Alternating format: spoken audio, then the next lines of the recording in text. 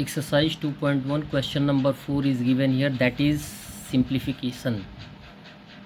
You are going to simplify these questions. The first one is given here, 9th root of 32 and 9th root of 16.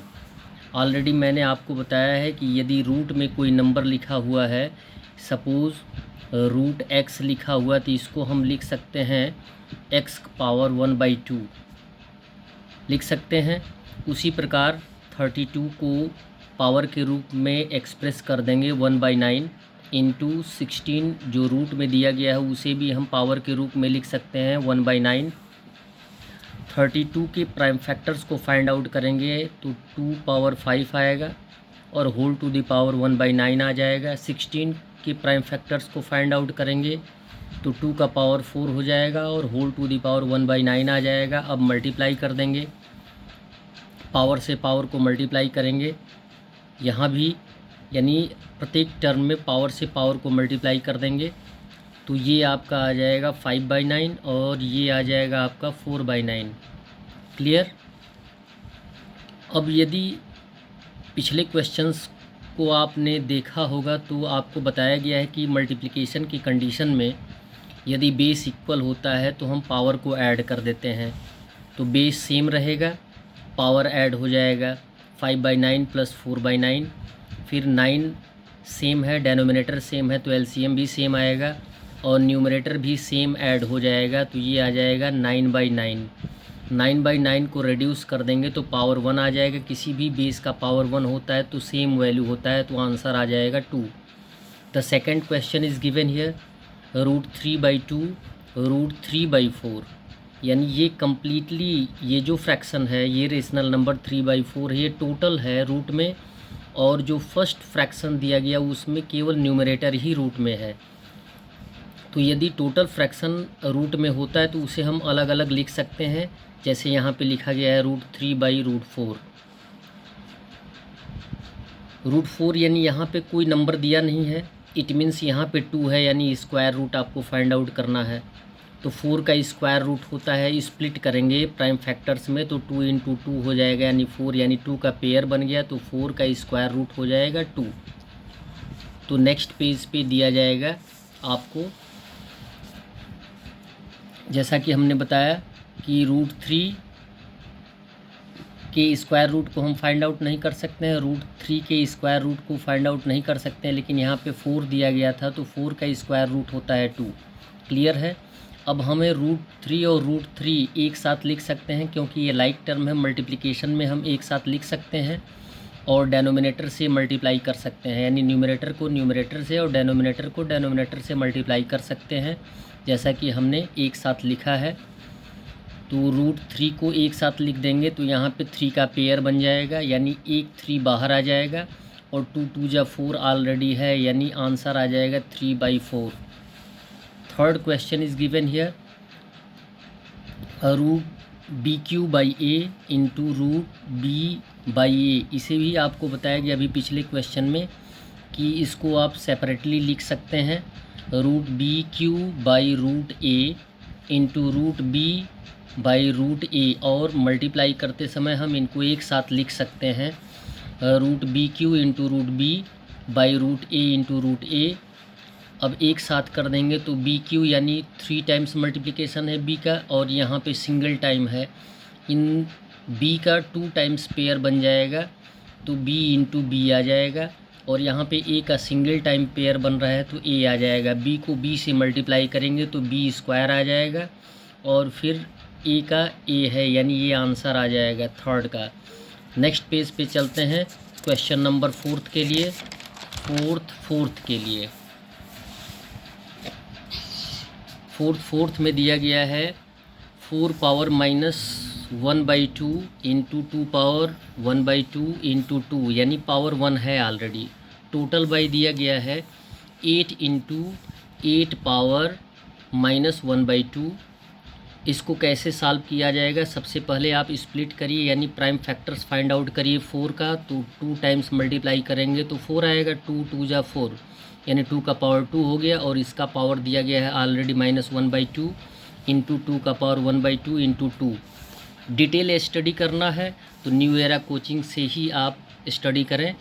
और फिर यहाँ पे 8 और 8 multiplication का condition है और बेस इक्वल है, और यदि 8 का पावर नथिंग कुछ नहीं दिया है तो यहाँ पे 1 होगा।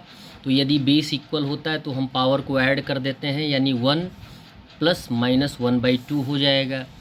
अब इन दोनों को मल्टीप्लाई कर देंगे, 2 × -1/2 यहाँ पे लिखा है हमने, और यहाँ पे सेम टर्म है तो सेम टर्म को हम लिख देंगे 2 पावर 1/2 × 2 पावर 1 है ऑलरेडी। 2 से 2 को रिड्यूस कर देंगे तो पावर बच जाएगा -1। और यहाँ पे जो टर्म हमने लिखा है कि पावर को ऐड करना है 1 + -1/2, तो यहाँ भी हमने नीचे लिखा कि यदि 2 होल नंबर है, डेनोमिनेटर है, तो एज ए एलसीएम लिख दिया जाएगा, और एलसीएम से होल नंबर में मल्टीप्लाई कर देते हैं। 2 × 1 = 2 प्लस -1 हो जाएगा। अब यहाँ पे जो टर्म है उसको लिखते चलें, 2 पावर -1 × 2 पावर 1/2 × 2 पावर 1, और माइनस कर देंगे, ब्रैकेट हटाएंगे तो 2 ± -1 हो जाएगा, बाई 2 यहाँ ऑलरेडी दिया है। फिर नेक्स्ट चलते हैं टर्म में। अब यहाँ पे भी बेस क्या हो गया, इक्वल हो गया। बेस इक्वल हो गया तो मल्टीप्लिकेशन के टर्म में जितने भी पावर होते हैं वो ऐड हो जाते हैं। यहाँ पे -1 है, -1 लिख देंगे, प्लस 1/2 है, 1/2 कर देंगे, प्लस यहाँ पे 1 है तो 1 लिख देंगे। और इसको सॉल्व करेंगे एज ए डेनोमिनेटर वाला क्वेश्चन, तो यानी 2 - 1/1/2 हो जाएगा, यानी 8 का पावर 1/2 हमने लिखा है। अब इनको ऊपर वाले टर्म को यानी न्यूमरेटर वाले को ऐड करना है पावर, तो एलसीएम कितना आ जाएगा 2, फिर 2 × 1 = 2 -2 हो गया, प्लस 1 आएगा, प्लस 2 × 1 = 2। अब सॉल्व करने के टर्म में आइए, तो सॉल्व करने के टर्म में आइएगा तो यहाँ पे 2 नेगेटिव है और यहाँ पे 1 + 2 यानी ये पॉजिटिव दिया गया है, तो पॉजिटिव को हम क्या करेंगे, पहले लिख लेंगे और -2 बाद में कर लेंगे, बाई 2 दिया ही गया है। और 8 का यानी डेनोमिनेटर का टर्म सेम रखेंगे। फिर उसके बाद इसे सॉल्व करेंगे तो 3 - 2 हो जाएगा 1/2, और फिर 8 पावर 1/2 सेम है। हम इसे स्प्लिट कर भी सकते हैं और नहीं भी कर सकते हैं, इसको एज ए डिवीज़न लिख सकते हैं। डेनोमिनेटर क्या होता है, एज ए डिवाइज़र होता है, तो एज ए डिवीज़न के फॉर्म में हम लिख सकते हैं 8 पावर 1/2। अब हम 8 को स्प्लिट कर देंगे प्राइम फैक्टर्स में, तो 2 का पावर कितना आ जाएगा 3, 2 × 2 = 4, 2 × 8, 2 का पावर 3 आ जाएगा। अब इसे हम मल्टीप्लाई कर देंगे नेक्स्ट पेज पर, power and whole to the power को मल्टीप्लाई कर देंगे तो 3 × 1/2 आ जाएगा, और ये ऑलरेडी सेम टर्म है, रहने देंगे। फिर मल्टीप्लाई करेंगे तो इसका वैल्यू आ जाएगा 3/2, यानी पावर हो जाएगा 3/2। अब डिवीज़न का कंडीशन आ गया और बेस सेम है, तो डिवीज़न के कंडीशन में यदि बेस सेम होता है तो पावर को हम माइनस कर देते हैं, तो पावर 1/2 - 3/2। माइनस करने का मेथड आप जानते ही हैं, यदि डेनोमिनेटर सेम है तो एलसीएम सेम आएगा, और 1 - 3 आ जाएगा। अब 1 - 3 को हम माइनस कर देंगे तो -2/2 आ जाएगा। यहाँ पे आंसर देखिए, -3 में से 1 को माइनस कर देंगे तो -2/2, 2 से 2 रिड्यूस हो जाएगा तो आंसर आ जाएगा -1।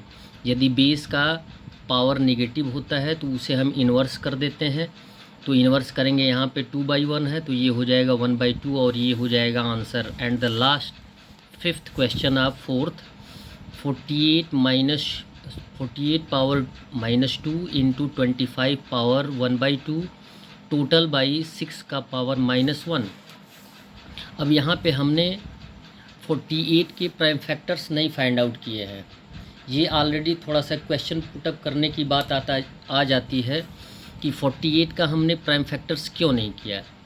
तो 48 का प्राइम फैक्टर्स हमने इसलिए नहीं फाइंड आउट किया कि 48 का कोई एक नंबर मल्टीप्लिकेशन करने पर 48 नहीं आता है, इसलिए हम इसके पावर को पॉजिटिव फॉर्म करने का तरीका ढूंढ लेते हैं।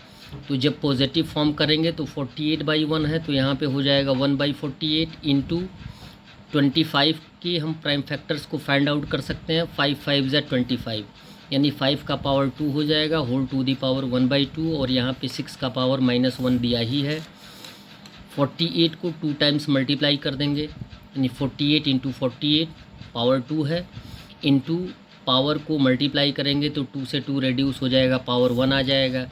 अब यहाँ पे 6 का पावर -1 है यानी निगेटिव है, तो इसे पॉजिटिव फॉर्म करने के लिए इसे हम क्या कर देंगे, इन्वर्स कर देंगे, 1/6 कर देंगे।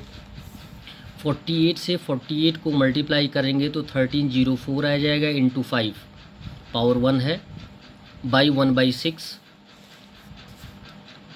1/6 को हम एज ए डिवीज़न फॉर्म में लिख सकते हैं क्योंकि एज ए डिवाइज़र है, और जब भी 1/2304 में 5 से मल्टीप्लाई करेंगे तो 5/2304 आएगा और डिवाइडेड बाई 1/6 आ जाएगा।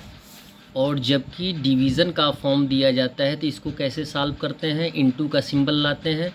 जब इनटू का सिंबल लाते हैं तो जो लास्ट वाला फ्रैक्शन होता है वो इन्वर्स हो जाता है। 1/6 है तो यहाँ पे हो जाएगा 6/1। अब 6 से हम 2306 को रिड्यूस कर सकते हैं, 6 1 जा 6 और 384 6 जा होता है 2304। अब इसमें कोई कंडीशन हमारे पास नहीं है जिससे कि हम रिड्यूस कर सकें, तो आंसर हम लिख देंगे 5/384। That's all. वीडियो को लाइक एंड सब्सक्राइब करते रहिए। धन्यवाद।